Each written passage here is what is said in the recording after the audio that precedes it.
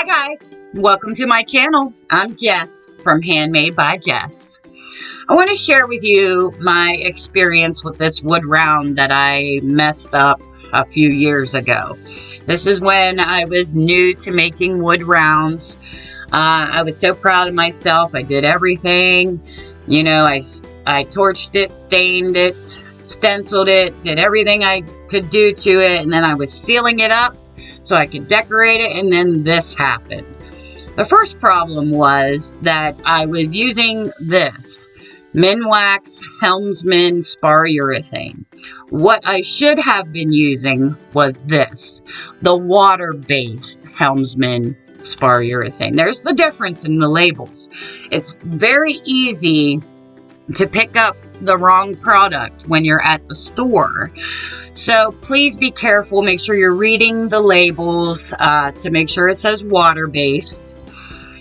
You can see what it did here to this round. It like crackled it.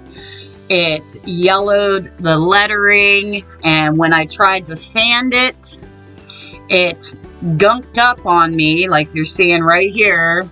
I don't know why it did that, because on the directions there, it says to sand in between coats, but don't do that either. I would not recommend that either. Just put your coats on there and let it go. 1 or 2 coats is fine. The package recommends 3, I think it is, and it was on my 3rd coat that this happened to me. Now the back here did not get its 3rd coat. That's just the 2nd coat. So what I'm going to do is I'm just going to sand the crap out of it to bring it back to its natural state. I'm using a 40 grit sandpaper here on my palm sander and a lot of elbow grease. We're just going to sand away until it's almost back to its original state. You'll still see a few little spots there where I had torched it. I wasn't too worried about that because I'm going to be torching it again. So I kind of let that go. As long as we, got all of the sealant off, got all of the stain off, and the paint from the stenciling and all that, that's all I wanted, was to get it back to its original state so that I could make another project with it. So that's what I did. A lot of elbow grease, got all of that off there. And you want to make sure you get your edges very well too. And when you're going around the edges, just make sure you go in that circular motion like I'm showing right there. Because you don't want to mess up the edging on your wood round either.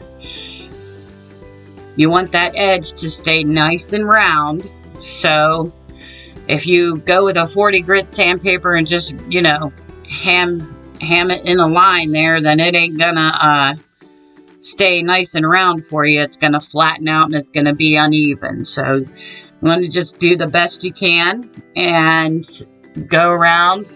The edge is actually a lot easier to remove all of that than the flat surface on the front and back, if you could believe that. I didn't have as hard a time doing the edging there as I did the front and the back. So I'm just going to continue to do that with my 40 grit.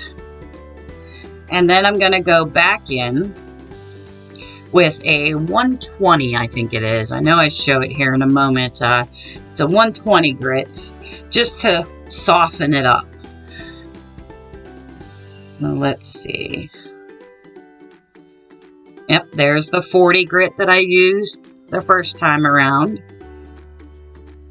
And yes, 120. I'm just going to go in there and sand it out smooth, and then it's ready to go. It's good to go for your next project.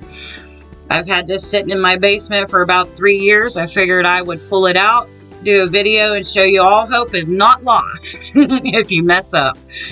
And as always, I would appreciate it if you would like this video and subscribe to my channel. Hit that bell for notifications so you'll be notified with the next video I put out using this wood round. I'll see you on the next one. Bye.